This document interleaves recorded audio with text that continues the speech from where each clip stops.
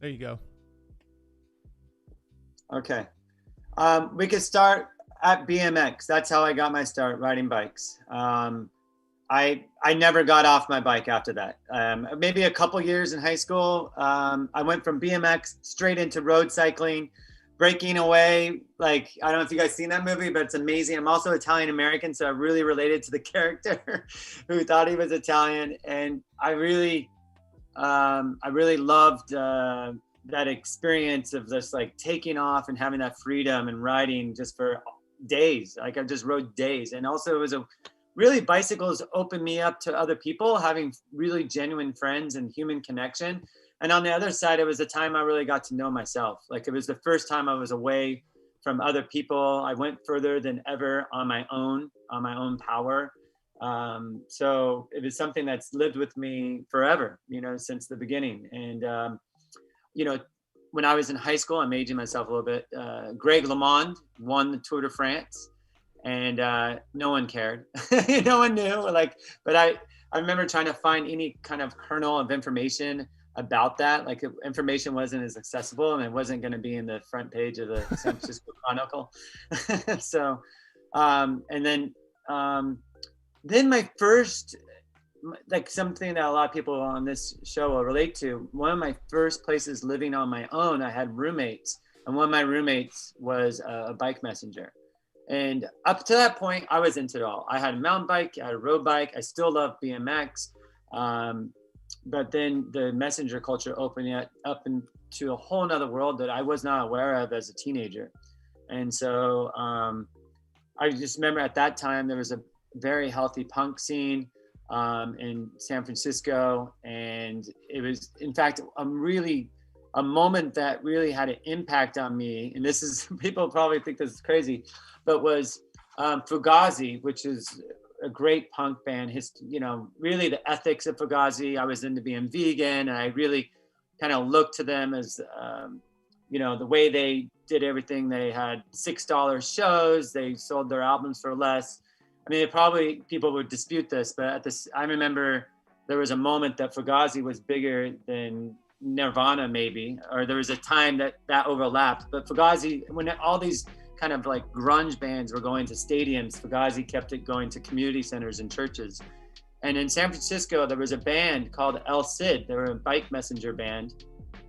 And El Cid was the leader of that band was Marcus Cook. So if you know messenger culture, the award that's handed out for the community service within the messenger community is called the Marcus Cook Award. So he passed away.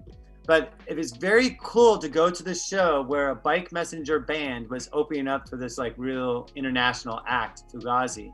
And when I went to that show, there was like 5 or 6 bikes parked outside. That really had an impact on me. People don't really stand because everywhere you went, no one rode their bike there except for you.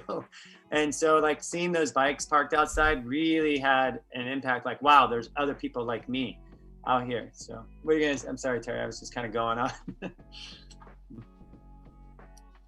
Terry, I was going on. Do you want me to continue? Okay. No, that's great, dude.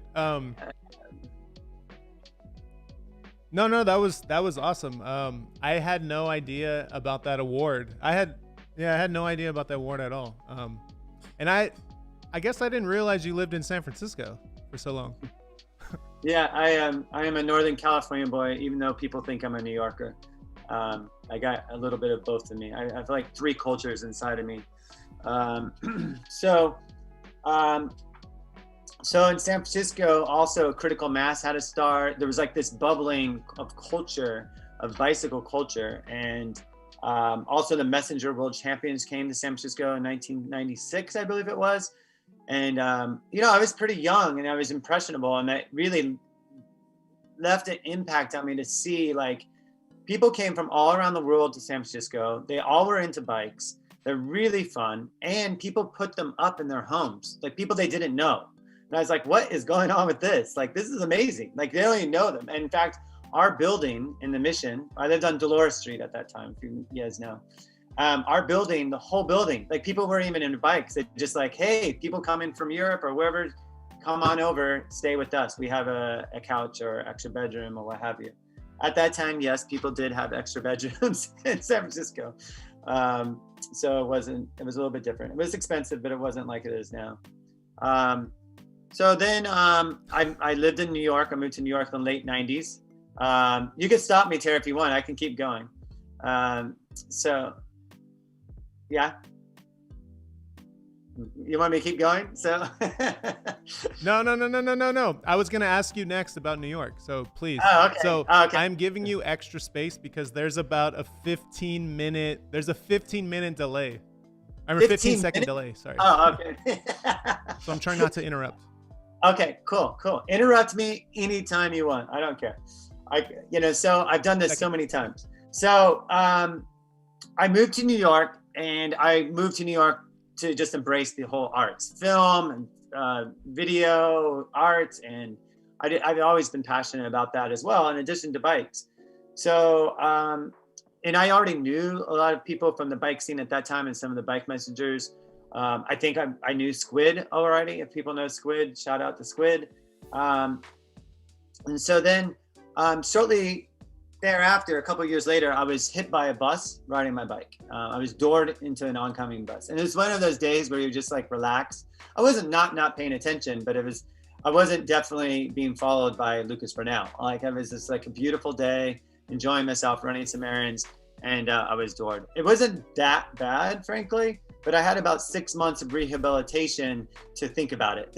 And so I wanted to, you have to understand, that was a time when most people didn't know someone that got around the city on a bike. Most of my friends, I was like, they would like introduce me, oh, he rode his bike here, as if it was some special thing. It was like, also I was invited to Fashion Week parties or like Sundance film kind of parties where they'd have a doorman and like velvet ropes to whatever.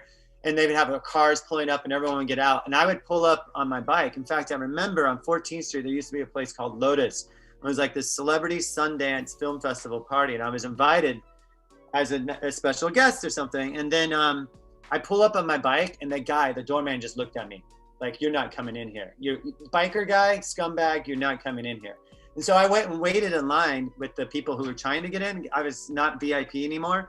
And the lady came out and said, what are you doing waiting in line? And I was like, I don't want to mess with his perception of what a cyclist is. I want to be nice. So things have changed a lot. I got hit by this bus and I thought, I want to do something. I don't want people to think of cyclists like this. People that ride bikes are amazing people, and there's so many different types of stories. And then on the deeper side is that people who ride bikes, just the act of biking, even if people aren't into this, I don't ride a bike because I'm an environmentalist, but I am an environmentalist, or I try to be in the way I live my life. And so if you're riding your bike and people give you a hard time, or if you get in a crash and people say, well, that's your fault, which is what happened, victim blaming, like, oh, that's your fault. Were you wearing a helmet? No. Oh, there you go. These kind of things. I thought, why not show people, at least my friends or the people in my kind of circles, how awesome bikes are. And so I decided to do a film festival. I started it with a great man who helped me, Jonas Makis. If you guys know him, he's like, he started a lot of things. He's the father of avant-garde film. He also owned the cinema where the Bicycle Film Festival started, Anthology Film Archives. And like I said, in that time, he was in his 70s. And so our first year, we had sold out shows. Like, I had no idea that many people. We did a 5-day event. We had an art exhibition. If you've been to the Bicycle Film Festival, it was very similar than what it is today, or pre-COVID. So I was like, wow. And I never planned on doing it again. It was just kind of like this catharsis, like, this is my gift to the world. Like, I'm going to show you how beautiful biking is, and I'm moving on to do my life. And it was so popular, a lot of people came to me and said, hey, why don't you do this again? In fact, I was at dinner far away out near Montauk with my ex-girlfriend and her friends. And people were talking about Bicycle Film Festival, and they didn't know that I was involved. And they said, I can't wait to go next year. I want to make a movie for it and all this stuff. And I said, I don't think there is a Bicycle Film Festival next year. And they said, how do you know? I was like, because I started it. I didn't plan on making it again. And those were their kind of original team. It started right there. They're like, I'll make a movie, I'll help. And so that's how the festival continues to this day, is that people really give to it. Like, it's filmmakers like Terry, you want to talk about, I'll interview you if you can't hear me. Terry, that's how Terry and I know. He made a film in 2010 or some time ago about Joe Moody. Let's do it. So, you want to talk about your film?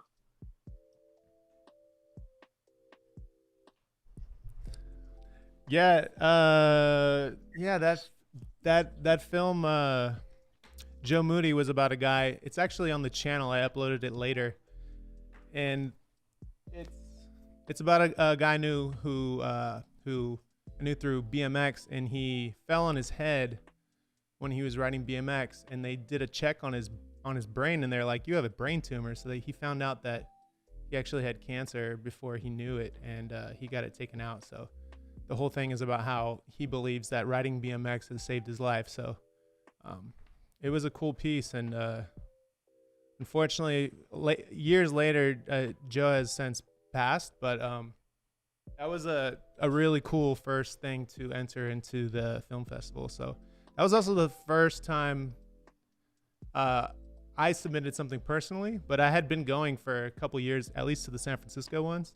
And I have a memory of you, because I was riding BMX at the time, and I was shooting a lot of stills, a lot of photography, and the BMX dudes in SF were super rowdy this year, and like I know all of them. Like we had Mike's Bikes was a sponsor, and I remember there was a kicker ramp outside, and they were like launching off the kicker ramp, doing wall rides on the side of the truck, and people were drinking handles of vodka and smoking. Like, you know, it's San Francisco, like kind of like you can get away with a lot of stuff there. People are smoking and drinking and partying, and like this is in front of the cinema, and you're in charge of it. Yeah, that was in front of the cinema, right? Yeah, you're in charge, and you're trying to control everybody. And yeah, and you're like you're the responsible person there. This is your film festival. You're the face of it. And they're like wall riding on the side of the major sponsor. And I felt bad for you. I was like, fuck, man. This is like, I don't want to be in his shoes, because this is a terrible situation. Like, you can't, these guys are like on level 120, like not aggro, but like, you know, the group, everyone wants to have a fun, good time. And you're the guy breaking it up. So I felt sorry for you that day, but if you'd been to a film festival, everyone would know who you are, because you come in and you're like leading the conversation, and we do the chant Bikes Rock, and everyone, you know, you're like the face of it. So this is the face of the film festival, you guys. He has the energy. I guess one thing I wanted to I guess you should talk about is that's the introduction of the film festival and like how you started it.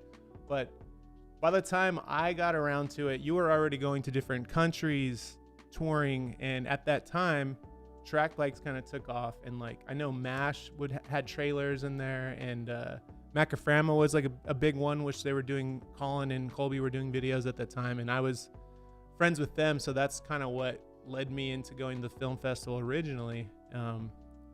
Why don't you talk about that and how you transitioned from just doing New York to like worldwide? Because you were going, I don't know, everywhere. Tokyo, Germany, I don't know. Yeah. Many countries.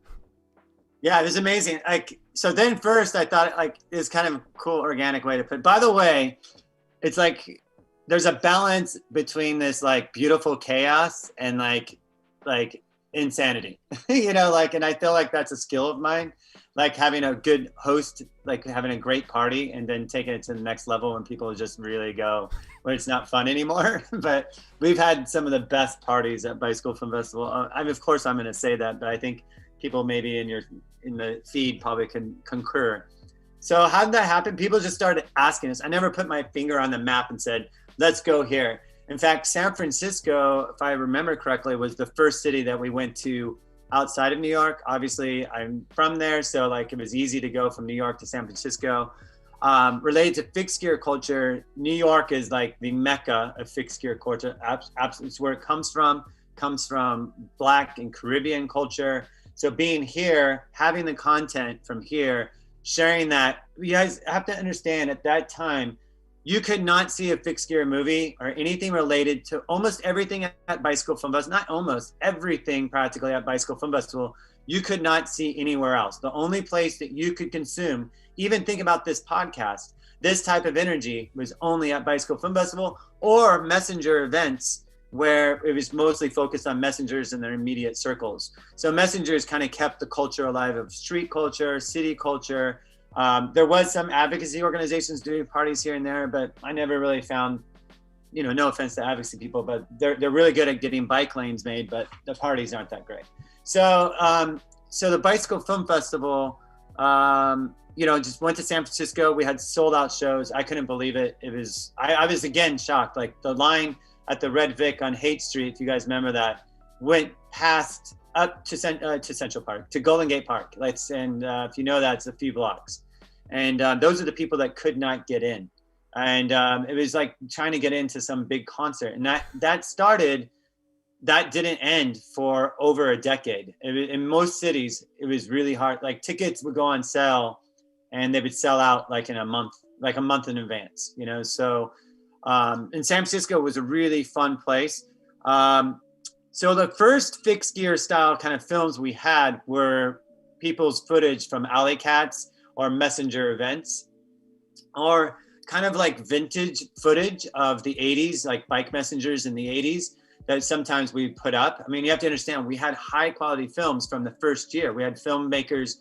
Our first year, we had a film that went on to win an Oscar as a short animated film, you know, so we have the Bicycle Film Festival. I can name drop forever, and I'm very grateful to a lot of these people. We always name drop Spike Jones because he was very involved over like a few times, and we're very proud of that. But there's a number of people who've really given that have gone on to be really well known. But with the fixed gear culture, it really wasn't about like any individuals. It was about the community. First, right on at the beginning, I saw. And so we would take those films, and then I still remember, I talked to Masson last night. I still remember Masson being there at the first Bicycle Film Festival in San Francisco. And so the guys, they all worked at Huff. So it was like Keith Huffnagel and Masson and Eugene Hood, and Ted Shred. They wanted to make some videos. So I sent my friend, my friend Jessie was part of our team, and she was more of like a documentary. She actually went on to win Sundance, but she's not into fixed gear culture. She likes bikes, but it's so funny. So I said, she made a really silly, funny kind of trailer we turned in. I wanted her to make a skateboarder style video, but it turned out to be a trailer for us where Ted Shred got the Bicycle Film Festival logo tattooed on it, and Masson, you know, was in there, and all of them riding, and Keith Huffnagel, rest in peace, helped out a lot. The store at that time Huff's store was like a sneaker store. It was before Huff was a big brand like it is now. And so that was the beginning of us like producing and doing content as well. And I feel like that was kind of a precursor, not necessarily any credit for MASH at all, but that was a precursor to MASH. And so Mike Martin, who was a photographer, and he just started hanging around the bike folks, and he started meeting up with you know, those guys that worked at the Huff store and some of the bike messengers like DeMarco.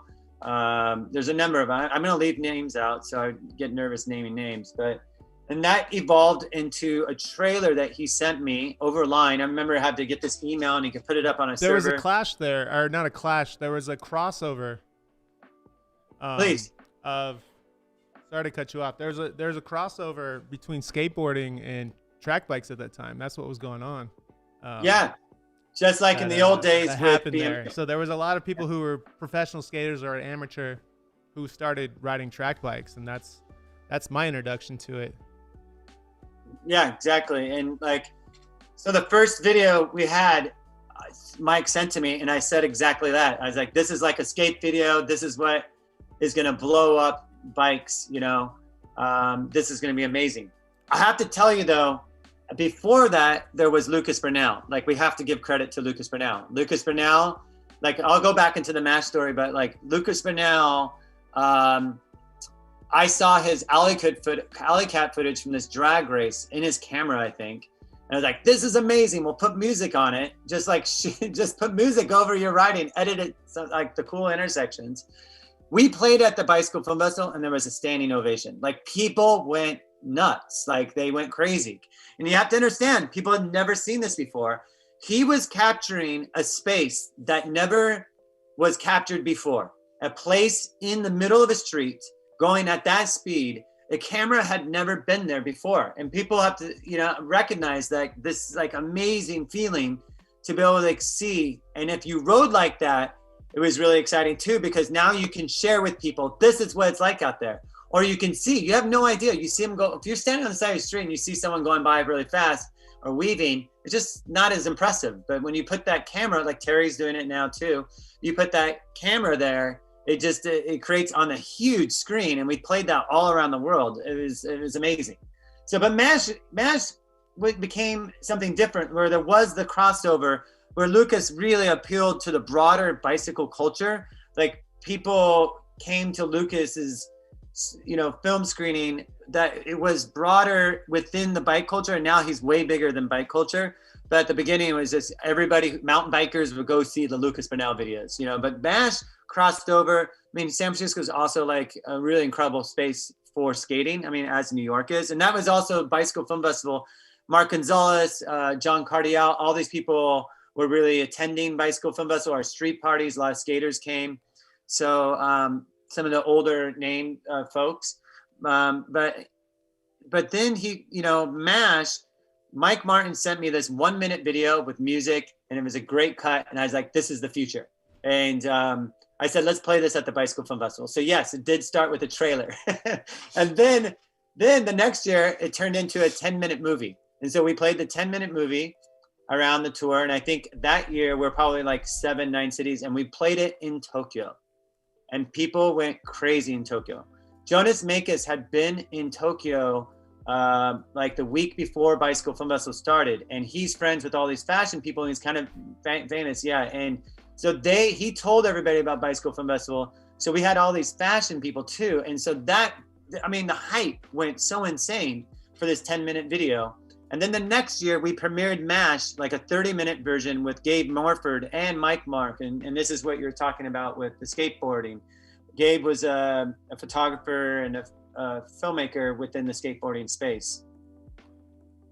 Okay, so anyhow, so then we premiered it, and then MASH went back and made another version and had their own premiere in San Francisco and Tokyo. I remember giving speeches in Europe explaining, because people would go to the Bicycle Film Festival. They don't pay attention what program they're going to. And they would go, it could be mountain biking, it could be Tour de France, and they were going to this 30, 40-minute film, just people riding around on the streets. And I had to explain to them the significance of this film, like a surf film, and like, then people got into it, they're like understanding it. So I had to like do a tutorial, like an academic point of view. So before the screenings. Okay, so do you want me to keep going? I didn't know. I mean, I knew there was a few different cuts of MASH, but I didn't realize. I didn't realize there were so many cuts. I knew there was a trailer, and I knew there was a longer version, and then they made their film, but I didn't realize it went through different years. I thought it was all within the same kind of time frame. But you're right. Once Gabe got in and started filming, I just want to throw in my personal. I think that angle, that fisheye low skateboard, that shit is so sick. And that's still kind of hard to get right now unless you're on a skateboard. I really like that feeling of it. And also the style, you were talking about how skateboarding, San Francisco and New York are meccas of skateboarding. The difference is the hills, and that same difference in skateboarding, how it's different in San Francisco and in New York, it's also different for riding track bikes in San Francisco and New York. And I was like, what's up, Masan? I see Masan in the chat. Masan's part in MASH, like bombing, like riding a track bike that way is totally different than riding a track bike in New York. And I'm not saying one is better than the other, but I grew up. I was introduced to track bikes through skateboarding, through hill bombing from San Francisco. So when I obviously much respect to Lucas being the OG. For 100%. He's still doing it to this day. He's a madman. He's on a freeway or somewhere right in the chat. Low angle, that low angle like hill bomb shit is just, it's so good. And obviously Mason's part in MASH is forever like golden. that moment. Sorry about the delay. Yeah.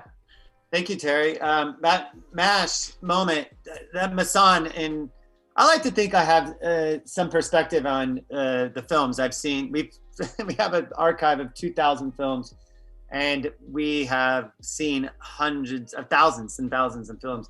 I'd say that Mason moment in MASH is like one of the great moments at Bicycle Film Festival.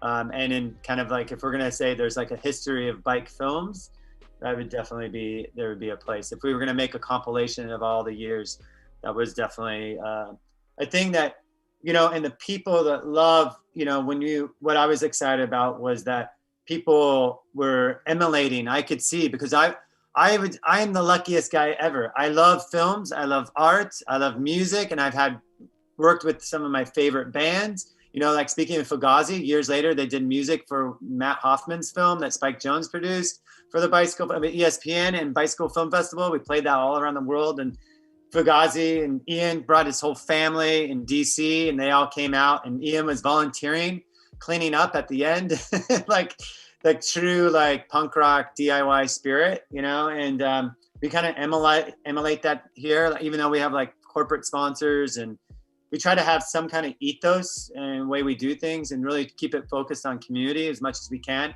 You know, having a company based in New York City, and you know, the expenses that we need to, you know, take on. So yeah, I think that you know, I think that one thing I would like to say is that I hope that people would appreciate the people that came before them, because if we don't really know our roots, if you don't know you know, how things were made, then if you really take on this culture and believe in this movement, so to speak, then you cut those roots off, then you just fly away when the next big winds come, you know? So like, look up these people, look up what people did before. And there's a lot of people that dedicated their lives to biking and really giving and serving. I mean, not just putting a post, and nothing against it, but like not just putting a post of themselves on social media. It's like these people created events. You know, there's tons, there's so many people, like someone like Squid, for example, and the Warriors ride, that was a major thing. 1,000 people showed up for an Alley Cat in 2001. And everyone was shocked. Everyone was shocked, you know? So I think that will keep the kind of movement strong. Right now, we're having one of the best years ever for bikes. I mean, oh my God, right here. Wow, that's amazing. That is incredible. Yeah, that is such a cool place. Also, by the way, if I may say, thank you so much for Affinity for hosting us. That's so cool to see the Affinity. That's an Affinity workshop, right? Behind you.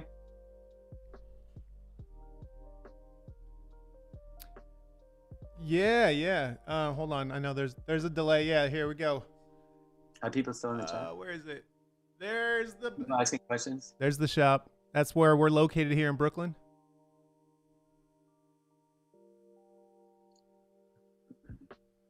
So yeah, everyone in everyone, or at least the core group of people who kind of hang out and do the live streams with me a couple times a week, we kind of encourage, everyone's a cyclist for the most part, and we encourage filmmaking. So on Mondays, we have a playlist on YouTube where we watch each other's videos, and there's people who are in, you know, other countries. So it's pretty cool. Everyone in here, like everything you just shared about the Bicycle Film Festival and all the OGs who were in there from the beginning, like this is really good information for everyone in here, because a lot of these people are filmmakers, and they're bettering themselves, and we're like kind of watching and critiquing each other, you know, once a week. So much appreciated. Yeah. I guess let's talk about where that's a good place to get, like, to introduce everyone to you know, where Bicycle Film festival came from, and then how it grew. So last year was challenging for everybody, and everyone had to make shifts and strafes and in moves to make things still happen. I want you to talk about what you're doing with Bicycle Film Festival now. Obviously, we can't meet up in a theater right now, and how you've been doing it, and just kind of shed some light on how people can take part in Bicycle Film Festival now. Okay, I would love, if you guys don't mind, after I talk about Bicycle Film Festival, I'd love to go back, talk about some of the filmmakers, other filmmakers like from New York and other places that, like, I love that story, like knowing about Cinecycle, Daniel Lieb, or like Peter Sutherland and Pedal, and how that all came about. So, I mean, I knew those people before they started making bike movies. And so it's interesting to see their evolution within their own art and bicycles. But regarding Bicycle Film Festival, the crazy thing is the bicycle culture that propped the Bicycle Film Festival up. It's like it was made by them, and we had over 1 million people attend the Bicycle Film Festival these last years. We had some years of 200,000 people attending the festival around the world. And it was all, we never really like bought advertising. Some places, city, municipalities, and like transportation, authorities would get involved, and they put our posters up on bus stops or whatever, or on buses or subways. But other than that, we didn't really ever like advertise. It was all, we call it Operation Move. We give out the programs. You guys probably ever got a program from us on the street. It's called word of mouth, and we didn't even really want to do social media. I think we started kind of in 2016. Actually, our media director quit, and he was really upset with me because I wouldn't do Instagram. And he went on to Opening Ceremony and did their Instagram and built it to 1 million followers. And then later on, he came back and made City Bike Boys, which is a really funny movie. He made City Bike Boys, and that was his gift to come back to the Bicycle Film Festival in 2017, 18. So anyhow, so there's all good vibes around Bicycle Film Festival. But we were going to have our 20th anniversary. Blonde Redhead, our favorite band, was going to play. We had booked out venues. People had bought tickets from flights from all over the world. And it was going to be in June. We were expecting 20,000 people. Our 10th anniversary had 25,000 people. We wanted to keep it smaller because I wanted time. It's like a reunion, like people we haven't seen in so long coming together. And, COVID happened. You can't, you got to get over it. It's like, I can't even feel bad about it. It's like it's not even right for me to feel bad about it. Of course I did a little bit. And also I considered never doing Bicycle Film Festival again because I thought, oh, this is a great run. I was one of these people that probably felt that it was going to last as long as it has. I remember people saying, oh, do it in July, not June. It's like, you'll be able to do it in August, like people contacting us and telling us, like, hey, so I don't think we'll be able to do it probably until 2022 in a physical form. And then we had so many people contact us and say, keep it alive, let's keep doing it. And then a media company from the Northwest contacted us. The Seattle Stranger and the Portland Mercury are owned by the same guys. Dan Savage, he's like a sex columnist, and his business partner contacted me and said, hey, we love Bicycle Film Festival. We think we can help you keep it alive. What do you think? And I was like, wow, I never met these guys before.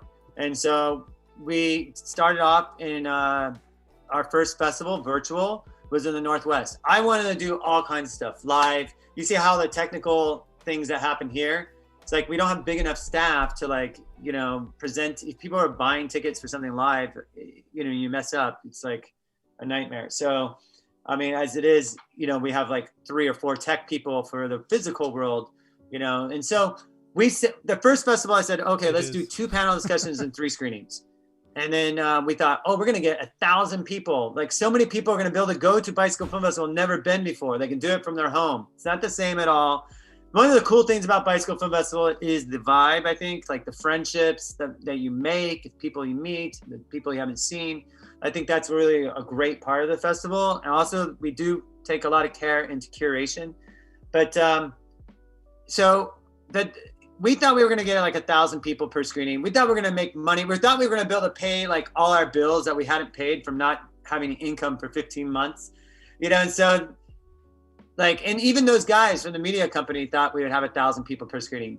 Like 10 days before, we had 30 tickets sold. And we're like, wow. And again, I can't get upset. I'm usually a stress out. People know me, like I'm kind of high strung. Like I would be like freaking out. What the blah, blah, blah, but what we did was we called the Seattle Bicycle Messenger Cooperative. We went to the Messengers. The Messengers is really the heart and soul of the bike movement.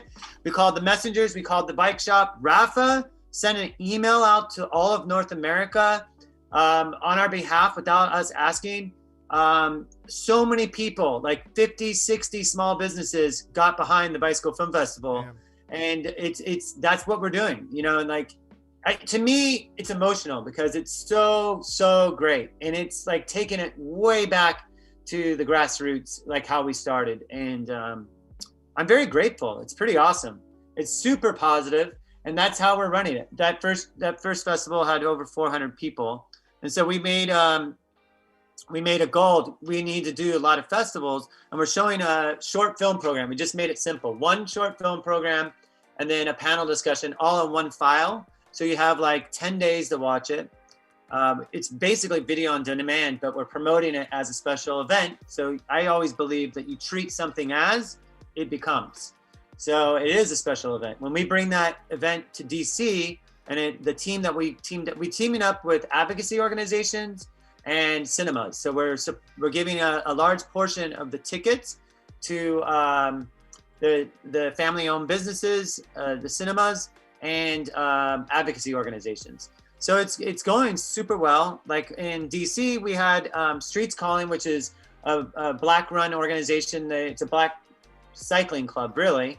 And they go around to Black-owned businesses, supporting Black-owned businesses. And we opened it up on Martin Luther King Day and had it go until last Sunday through Black History Month. So I programmed, Major Taylor in there. Diversity is something that we could always work on, absolutely.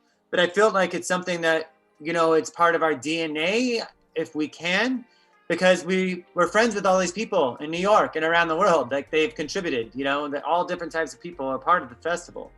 Also from all over the world, different ethnicities and people. So that we don't exist unless those people. That makes us stronger, like having all these different types of people. So for us, it comes a little bit more organic. Certainly, we got to talk about it. Absolutely have to talk about it. We made a couple of films. We're only playing, all the films that we're playing right now are older films, except for 2 that we made internally related to the events of Black Lives Matter. So we're going to about 100 places or 100 screenings in the next few months. We've done 30 in the last 3 months or so. Super work. We're working every single day.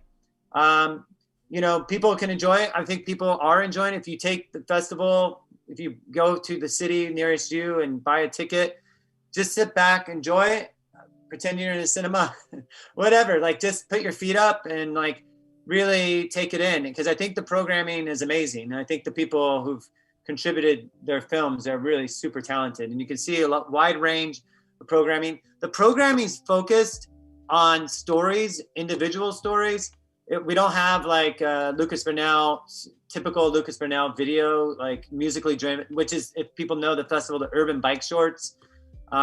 What we are doing though, and I can make this announcement, my former intern at the Bicycle Film Festival, actually I helped him I graded him on this, and then he graduated from FIT.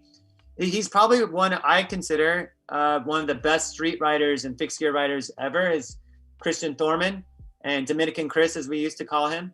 And he made a great film that is super popular at the Bicycle Film Festival, and film like MASH. It's called Empire. So we're gonna this is the announcement right here. We haven't announced it. We're gonna release Empire for free. So we in the next few weeks, so you guys can check it out. We're gonna interview Daga, I'm not gonna name everybody, but Masan, I don't know if you've been invited. I know Masan's on there.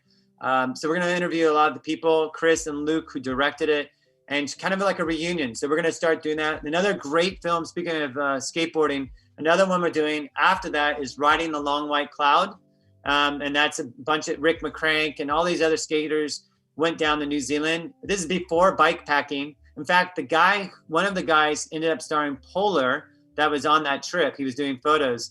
So they rode around New Zealand looking for skateboard spots, and they have great music, shot on Super 8. It's an incredible film. So so that's what we're doing right now. We are planning on doing this as long as we can because we just want to do it. I love the community aspect of it right now. Like we're meeting, I am not even dipping my toes in the pool of darkness. Like we have to stay positive. And this is the way I know how to do it. Just like little things that we can do to serve people and, team up with people. Like that's what we got to do. So that's what we're up to right now.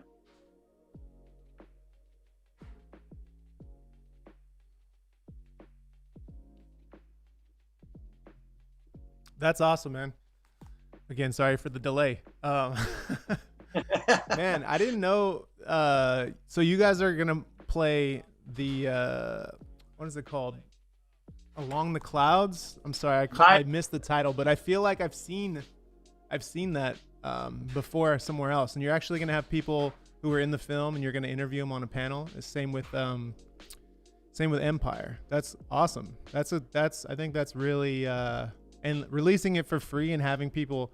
If you do it live, like, is it going to be like a live thing where people can engage and ask questions live, or is it going to be like pre-recorded where you're asking them and then you're putting that up as content? We're going to pre-record it because we don't, like I said, I don't want the challenges of releasing. So we'll release it for a time period, and then we may have like a live, whatever service. Maybe we'll do what's that thing called? The club, the culture. We'll do it in some way, like bring people up. I was gonna make a joke. There's like this thing called Clubhouse that I'm on. I just started. So Clubhouse. Anyhow, one of those apps. I don't know. So Elon Musk is gonna be there. Yeah, so we're gonna start doing those. The positive thing is that we get to celebrate the 20 years of Bicycle Film Festival. Like I haven't asked Peter yet, but maybe we could do Pedal. Pedal was like second, third. Peter Sutherland, when I moved to New York, he was one of my first friends that I didn't already know. And then he told me one day, before I was hit by a bus, I'm making a movie about bike messengers. And so that was pretty awesome. We actually did Pedal twice within 5 years because he released a book after the CMWC in 2005 in New York. That's the Messenger World Championships. So we released the book at the Bicycle Film Festival and toured with the film Pedal. But now, again, it didn't matter because people didn't have the opportunity to see it. So now at that time, we're in multiple cities around the world. Up until 2007, we were in 17 annually. And then by 2009, we were going to like 39, 40 cities a year. But I'm talking about not just doing like a screening. We were doing events, 10,000 people, 15,000, and street parties with ramps and wall riding off the sponsor's truck. So, I could talk more. What else do you want me to talk about? I could talk about, one of my favorite places. Give me a quick second. Let me enable the chat here and see if anyone here has any questions for you. If you guys do have any questions, you know where to put them. I think there is a question here I see that I'm actually curious because I've seen your background. I've seen this shot before in another video. People are wondering, what's up with that bike behind you? They want to know. It's placed in everyone can see what it is. So it's not a tall bike. They're saying it's a long bike. So if you can talk about that a little bit. That is a sculpture by Benedict Radcliffe. Check out Benedict Radcliffe. He normally does cars or a bunch of all kinds of things. He's an amazing sculptor from London and a dear friend. And that sculpture was at the Bicycle Film Festival, I believe, in maybe Tokyo, London, New York, and maybe San Francisco and LA. And I don't know if he gave it to me. I hope he didn't give it to me and I bought it off him. But it's a Binotto. No, I don't think it's Columbus tubing, but it does have Campy Super Record on it.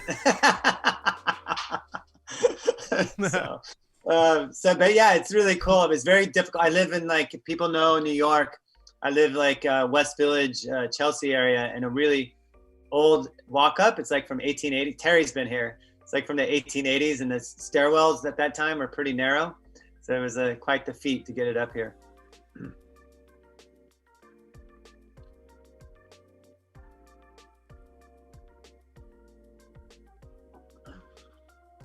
Okay, sorry.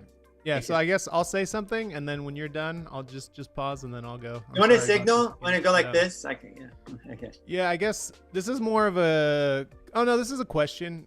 Someone wants to know: is there a collection of Bicycle Film Festival, like the best of, that they can buy/watch? I see a lot on Vimeo, but it's kind of spread out, and I'm not sure it gives credit to the creators.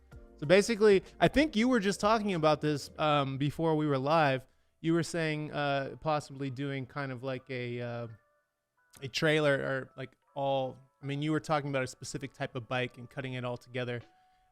They want to know: is there, like, over the years, is there like a way to see the best of the submissions, like an archive or something like that, where it's easy to find? Because right now they're having trouble finding them all through Vimeo, and they want to know who created some of the videos and that kind of stuff. I think right now, like, it depends on it really. What best is means a lot of different things for cyclists. And like I have a background in film, so I love, like, the classic. Like, I love Tarkovsky. I love Jim Jarmusch. We were super name dropping here, but Jim Jarmusch reposts the Bicycle Film Festival. Like whenever we post, we're like, we have good news today. Jim Jarmusch just reposted the film festival. But from a cinematic perspective, right now, the programming we're doing, there are a lot of great films. I think as a program, the energy, you'll see in there 2 or 3 of some of the great films. Like, a couple of people have developed their careers, like they've won Academy Awards. And so those, whatever, if you pick a city and go there, we're going to try to go to each city 3 times. So maybe pick the one closest to you. If you're eager to get a ticket for a festival. I don't know. I think Boulder is happening right now, but check out Pittsburgh coming up. And I think Pittsburgh's program is really good. And Asheville is coming up this weekend, but Pittsburgh is a good one. Yeah, but in those, you can see the whole films. It's like what you're paying for, really, because you can see some of those films online. You're paying for a curated experience. You know, it's just sitting back. You don't have to search around. Why would someone want to come on there? People want to support the advocacy organizations. They want to support Bicycle Film Festival. And like I said, take a moment, just chill out and enjoy the program. I think that's a nice thing. Like, if you're going to watch a movie, like in the old days, you know, just sit back and just let everything go, get a beer, get a glass of wine, or get a kombucha and enjoy the films, you know? So right now, those are some of the greatest hits. Like, you know, the greatest film, I have to say, at the Bicycle Film Festival, which shouldn't be on YouTube and shouldn't be watched on YouTube, it should be on the big screen. The greatest film is the film that we played the first year, and that's A Sunday in Hell by Jorgen Leth. You can see behind me, I have the collection. It says Leth on the bookshelf. That's Jorgen Leth's complete works. And Jorgen Leth is a great filmmaker from Denmark who made over 40 films, and he made 3 cycling films, A Sunday in Hell, and he made Stars and Water Carriers about the Giro d'Italia in 1973, 74. He also made The Impossible Hour about Ole Ritter, his compatriot from Denmark, trying to beat Eddie Ricks' hour record in Mexico City. So actually, that is a Bicycle Film Festival story. I have so many, like, really funny stories and stuff, but I like to express what Bicycle Film Festival is. I think a lot of your audience maybe hasn't heard about it. But like Mexico City, we had the drummer of Blonde Redhead, Simone Pache, with Juan Son, who's kind of a pop star in Mexico, team up, and they played live to The Impossible Hour, which was filmed in Mexico City in 1973. And it was like one of the great, we played it 2,000 people.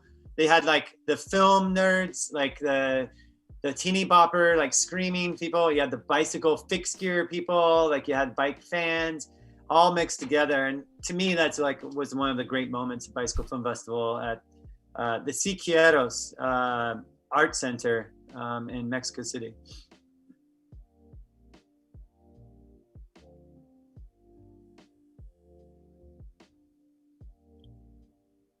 Mexico City is a beautiful place. I'm bummed that I missed that. I can only imagine how crazy or and fun that would have been. Yeah, I feel very, that's okay. So there's people in the chat that are just creating a list of all the films that you're name dropping. So we have people who are gonna look for this stuff. And yeah, a lot of people have seen Sunday in Hell. That's cool. And some people are being kind of jokesters in here and saying, "What about Premium Rush?" Well, I could tell you a story about Premium Rush, but I want to say before I forget, we have to give credit to Cinecycle. Cinecycle is Daniel Lieb, who now lives in Iceland. And that was what Cinecycle did. He took really good camera work and brought it to the documentary. And that also was not just groundbreaking at the time with his 24p camera. Do you remember those Panasonics? You know way more about the stuff than me, Terry. But he took really good filmmaking and cinematography and brought it to a bicycle documentary, you know? So I have to definitely mention him. I mean, it's really tough to start naming names, and because I'm going to leave a lot of people out. Benny Zenga, who was a Bicycle Film Festival. Well, I know Benny because right out of high school, he made a movie and came down from Canada to be at the Bicycle Film Festival. So much pure bicycle loved energy and filmmaking, so creative. And Benny became the media director at Bicycle Film Festival. And then we started working on, we produced, actually, Line of Sight is a film by Lucas Brunelle that we produced as the Bicycle Film Festival family and team. Chris Thorman was involved in that as well at that time, and Benny Zenga was our media director. I just backed out because I got really angry at those guys for including the machine gun scene. And I said, if you guys are gonna put that machine gun scene in, I am out. So I can't remember what Bicycle Film Festival credits are in there or Brendt Barbur credits, but we not only produced that film, we actually organized many of those races too. It's still all love, by the way. You know, we're all friends, you know. So yeah, you're gonna ask a question? Yeah. Can you think of something I should talk about? There's just a lot of people. There's a lot of agreeing in here. Okay. So I'm glad people. And we also someone I'm doing a lot of name dropping, but I can talk about. People are going to be blown away if they haven't seen Line of Sight or Pedal or I don't know. There's a lot of films that you've already you've rattled off, but I hope that this is inspiring some of the people here to watch some things that they haven't seen before. It says some people are saying a lot of us were influenced by Line of Sight. Wow, cool. So everyone knows Lucas in here for sure. Cool. Another person that I'm really impressed with, there's a lot of people doing things right now and it's awesome. But a person I think that kind of carries a through line spirit who's happening right now, besides yourself. I mean, I figure you're more from the old school. Sorry, Terry, but Matt Reyes, I think I really like his spirit. I like what he's doing, and I'm grateful to him for being involved in Bicycle Film Festival as well. I'm sure everybody is familiar with him. Matt's all up in here. I think. A lot of, pardon? There was another character from San Francisco that had a big influence even on Nash. What's up, Matt? We're talking about you. Oh, Matt's there. Hi, Matt. Ted Shred was a character that was had a big place in like the whole San Francisco scene. He was the guy that ollied. There was one of the best-selling Stussy shirts back in the day was Ted Shred ollieing, I think, a car, the top of the hood or something, if I remember correctly. And so he was into fixed gear bikes, as this person that I think he was a messenger a little bit, but he crossed over from messenger and culture to skateboarding and also just in general culture. He was a popular DJ. Like he DJ'd, he opened up for the Beastie Boys, and I think he opened up for Nirvana. So he would like open up these big concerts. He would be that DJ. He was like kind of the mashup king. You know, he was a pretty amazing figure, and he would DJ at the Bicycle Film Festival. People loved it. In fact, we did a video with him about him. I'm sorry if I just brought up, you know, we also have to talk about Wolfpack too in LA. Can't leave them out. Like LA had its own little culture, you know, and they had this thing called Critical Mass wasn't that big, so Midnight Riders started, and that was a lot of fun. That was also brought a lot of women in around because a lot of women led that. So a lot of the things I'm talking about is like a lot of men, and it is very diverse, those films, and different characters. But you know, we also had like Ashira Siegel made a film like 2005, Even the Girls. So totally raw, great music, all about women bike messengers and fixed gear culture amongst women in New York City. I mean, Kelsey Lee is someone that came, you know, 15 years later and did a very similar thing. But you know, that is something cool. And then I saw something happening in LA that wasn't happening anywhere else, and that Don Ward was kind of a evolution of culture there, where they brought in a larger culture into these sprints they did in the 3rd Street Tunnel. And then they had these Wolfpack rides like every Monday. And then that evolved into the Wolfpack Hustle, which was influenced by Red Hook Crit. And something a lot of people don't know is that Red Hook Crit kind of evolved from the community around Bicycle Film Festival. Like David Trimble used to have, when Red Hook Crit became bigger, it was Dave at bicyclefilmfestival.com. In fact, we almost started calling it, I don't think Dave ever wanted this, but we also considered calling it the BFF Crit. You know, like the first time I went to Milan, it was produced by the Bicycle Film Festival. And it was just David's birthday. It was David's birthday, and it was very his thing. And we just kind of helped introduce to press and sponsors. And I can't take any credit for it at all, because David, oh my God, talking about people who really, what I'm impressed is, like, you do what you can with the resources you have. And I think that is the great thing about bicycle culture, because we have so much passion for something. We're not even thinking about how much money we can make off this. We put everything in. If I get another $10,000, which may seem a lot to people, but I'm going to tell you, Red Hook Crit's security in New York City is more than $10,000, you know, and it's required by law that he has these police officers there. So it's just like, if you get a little bit extra, I'm going to put a screen up so people can see from the other side. You know, you do whatever you can to make the event super awesome. And we saw a whole ecosystem of culture revolve around this Red Hook Crit. And then there was, you know, Wolfpack Hustle was already a thing. And so they evolved into these crits. And I saw them popping up all around the world. Obviously, there's the Mission Crit as well. And, you know, I don't even know all this stuff. There's so much stuff going on, I can't even keep track or even try to, you know, so.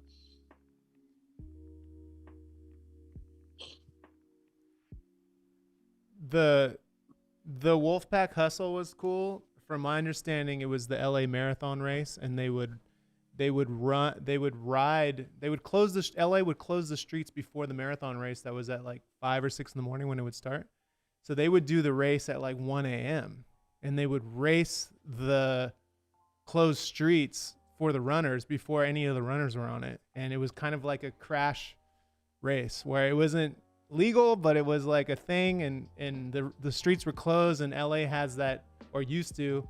LA's good for cycling now, but it used to have that reputation, you know. I mean, it's kind of a bad place to ride around. It's like a car heavy city. It's not like San Francisco or New York. So yeah, I thought that I know the film you're talking about. It's a really good, it's like black and white. It's a good film.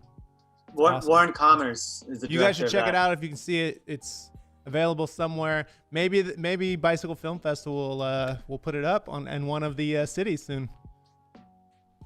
Yeah, LA. I think it's LA Crash Race.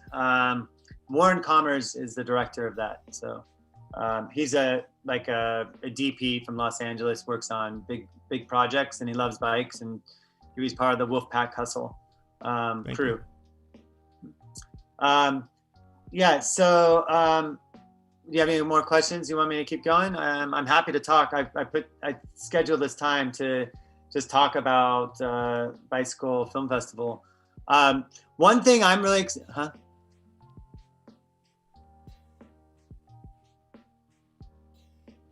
No, this is perfect actually. I guess before we get out of here too much, or before we get away from it, I just want you to just, you know, plug the festival.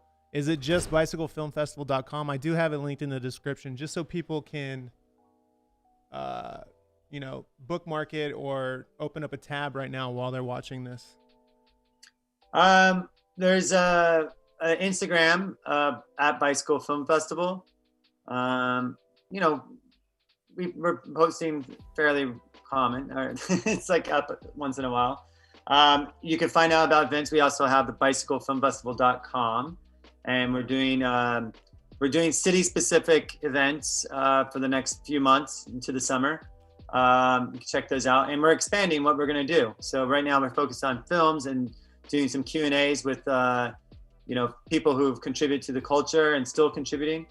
I want to ask a question, because I actually called Matt Reyes and asked him this. I want to ask what your audience thinks of this. We don't have time right now, but we will. We were thinking of taking the history. I'm assuming a lot of people are into fixed gears on this program. We were thinking about taking the history of fixed gear culture at Bicycle Film Festival. And there's a lot of films, like from Japan. Kant from Japan was really groundbreaking at the time.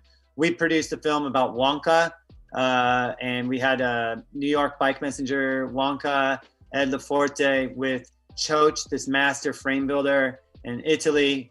Wonka is Italian-American, and he was making this frame. And that was really kind of at the moment where fixed gear freestyle was blowing up. And he kept on breaking his frames, and then this master frame builder was challenged to bring bringing a frame to him that would not break. So it's kind of amazing. But we have all this, you know, archives, and we thought about mashing them up. So if you've gone on the Vimeo, you'll see basically we just post up on the Vimeo these trailers.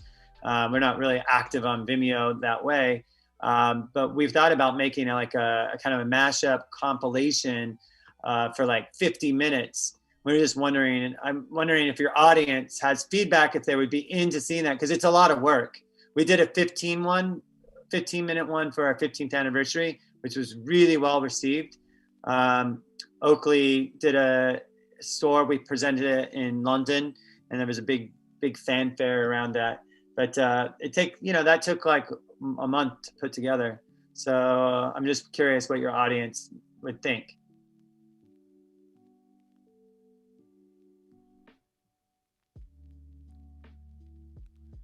Can you see any comments? I feel like, yeah, I mean, you guys who are watching, they were already asking for kind of like an archive of the best of. So if I feel like the history of track bikes through Bicycle Film Festival, I think they would love it. People are saying, yeah, that would be sick. Yes, it's a go. Heck yeah, sounds sick. Yeah. So I think people are into it. I guess to help navigate, if you were to go on Bicycle Film Festival right now, you can buy tickets right now, and you pick a certain city to watch. But does the submit a film can people still submit films right now? Because like a lot of these people are filmmakers, and they're riding bikes and they're making bicycle films. So maybe, you know, I'd like to see someone's film from the chat in the Bicycle Film Festival, you know? Yeah. So we're super open. If you ever, you can even arrange a call. I'll get on the phone with you and talk to you about your film if you're making a film. We worked, all these names you dropped, we were friends with them, and that they all organically happened. And or you don't have to be our friends. You could just submit your film. The thing about it, because of COVID, we're a little bit confused. And I'm not ashamed of that, because we've been doing the same thing for 20 years, and we have a deadline in spring, and we select films for the rest of the year for the tour around the world. But this time we're showing older films, and we're trying to get to the moment where we can. And now I've kind of like said, okay, we're not going to be able to have a physical film festival. So I'm going to be emailing, like right now we have a few hundred submissions. And so we have a film freeway that's like the standard submission place. And, normal film festivals, not that we're not normal, but like the Tribeca's, the New York film festivals, or, even Sundance probably is on film freeway. So we are accepting films. We're just keeping it open for that time when this happens. And I think we could be better at communicating with the people who have submitted, but we would like to have a place where we present the new films. But the thing is, it's been over 6 months, or it's been almost a year now. So like they're not so new anymore. But I think that we may do we're building momentum. People are getting used to the festival now. I didn't even say this, but when I told you it wasn't, at first it was a little bit tough. Now we're tripling. This month is kind of like taking off. Like we can feel the buzz is like blowing up. We're tripling the amount of attendees. So it's kind of what I thought. So like by this summer, we're going to have a lot more buzz about what we're doing. The word's going to be out. Then maybe we can release the new films. Because I don't want to release the new films and people not be able to see people's work, like people put all that effort, also us putting the effort. So we want to feel it out. We're really feeling things out right now. So, or even in September. I personally, I don't believe anybody knows. Dr. Fauci or whatever your country you're listening, I don't think a lot of people know. And every place is in a different situation. We're talking to folks in Asia. We figure that's probably where we're going to be able to go physically. We're talking to Bangkok, China, going back to Japan. But for the most part, we're sticking to this virtual idea. And maybe we'll be releasing the new stuff on a Bicycle Film Festival 20th anniversary. We'll do concerts. We're going to do art studio. Like Tom Sachs has been in the Bicycle Film Festival art exhibition so many times. Mad Saki, who brought fixed gear culture to Japan from New York, who's a great artist. So we'll bring all these person. Yeah, we'll bring all these people, but we got to like make sure it's the right time. And, so we're just doing it very simplified right now, and trying to build this online community, which frankly, we weren't into before. I prefer to see people in person.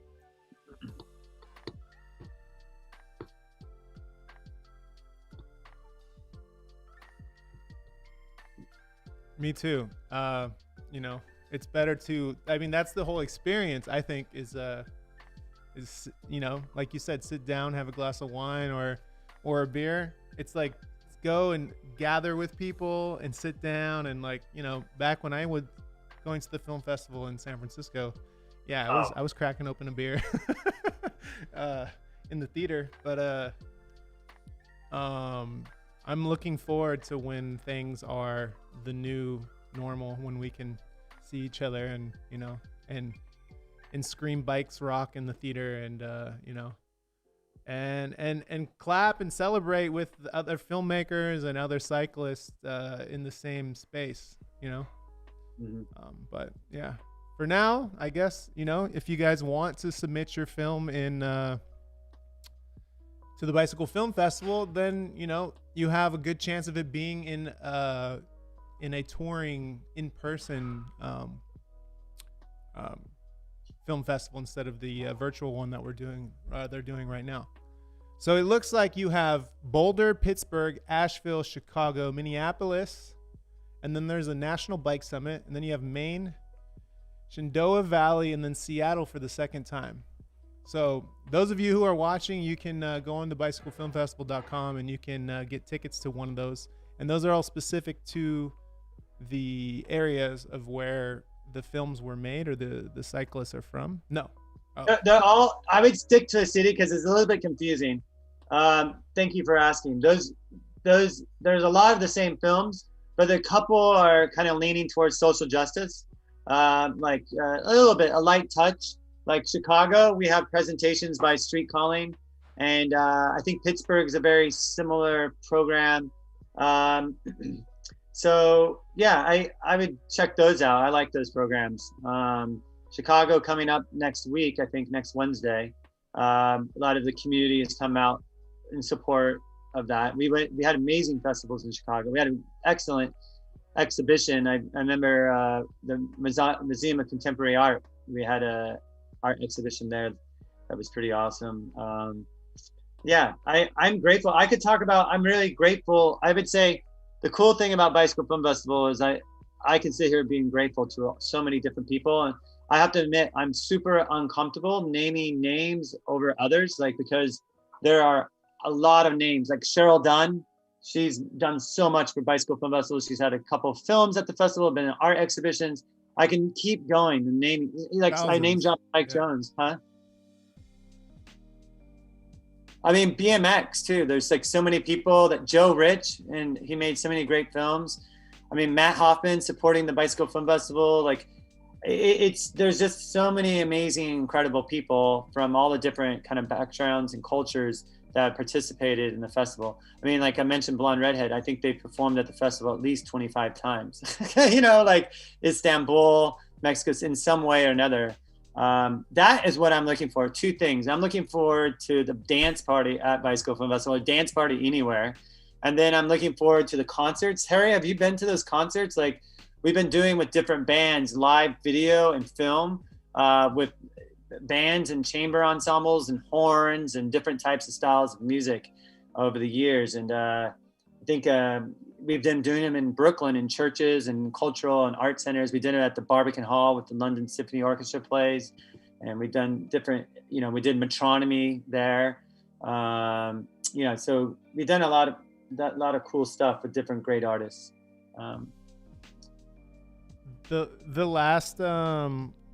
last Bicycle Film Festival event I went to was for Christmas, right before COVID, at the ping pong hall, and there was beer, and you actually connected me with Leah Schaefer, and she was there with RRD Blocks, and there was a whole, just how the Bicycle Film Festival gathers kind of like everyone's loves bikes, but it's an eclectic group of people who like bikes. So it was there was like wheelie kids, BMX fixed, like messengers, and people who come from everywhere. So yeah, that was the last time I was at a Bicycle Film Festival event. You hit it on. That's what I love about Bicycle Film Festival. You have like you have hedge fund guys standing next to D blocks. You have like and even we do that with the art exhibition. You'll have Fast Eddie, who's been taking photographs as a bike messenger next to Richard Prince or something, or Kiki Smith, who are well known in the fine art world. So yeah, I love that part about the Bicycle Film Festival. We could go highbrow, lowbrow, and just it's about people. It's about bringing people together. So that's what we do. We try to be able to manage like community and equality, not equality, but equality is in there, but manage community and quality, and whatever way we define that, becomes the balance, But that ping pong party was amazing. That was our last event. Our last event was that holiday party. I think 2,000 people went to that in New York. And that was a lot of fun. It was my friend owns this big ping pong place on 23rd Street. So we had like performers, like D-Blocks was doing wheelies inside the ping pong place to DJs. And we had a bunch of people going. Ping pong is so energetic and kinetic. You have all these balls flying everywhere. It was super, super cool. We had bikes laid out everywhere. Yeah, it's a pretty cool event. So that's a good way to break. If you want me, I could take the last question, or we could go.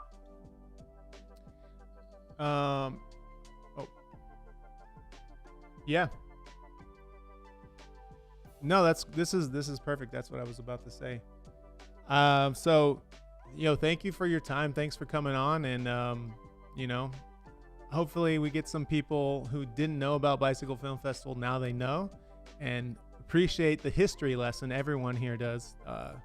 It was great to hear about the humble beginnings of Bicycle Film Festival and how it is intertwined with filmmakers and cyclists and skateboarding and photographers and just different people who they all are doing many different things, and who are doing other successful ventures now. So it all was just winded up together, back in the day out of something of love, which is, you know, it wasn't for the money. It was just for the love of cycling. So appreciate you bringing everyone together and sharing all that.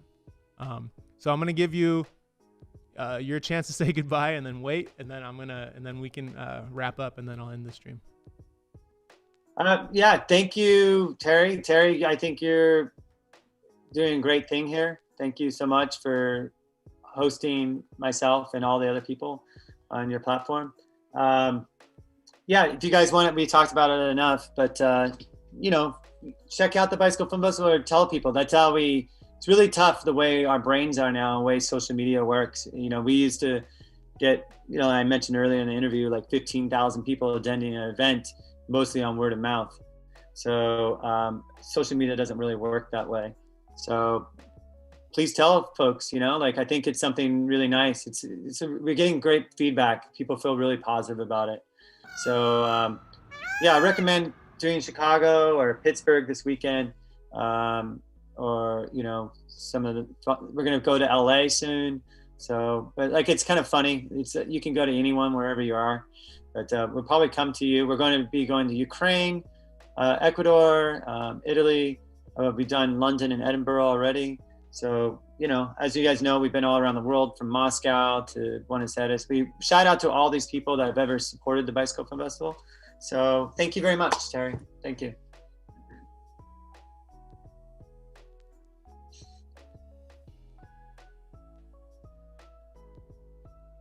Thank you. So I'm gonna wrap it up here. Let's meet virtually soon, and take care. Tell Mandy we said hello and goodbye. We'll talk to you soon.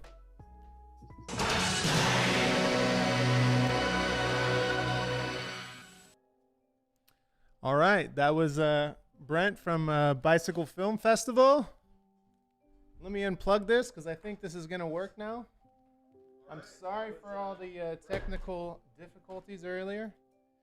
It was, you know, something, I just don't understand it. Everything was working so well, and then it wasn't working, but I'm glad that we had him on. He definitely smoothed things out. So if you guys didn't know anything about Bicycle Film Festival, hopefully you learned something good. It's a good cause to support, and also, as you learn from the history, there's a lot of people who came from the early beginnings of the festival. So that's it for today. So thank you guys for tuning in. I gotta say thank you to Durface. Thank you so much for the super chat, and I'm welcoming Matthias. Matthias, thank you for joining the channel. I appreciate that. Right there at the end. Little buzzer beater. I'll see you guys soon. Like always, be well and ride safe. Peace. I haven't ridden in a while. I'm sure you're gonna make me look bad.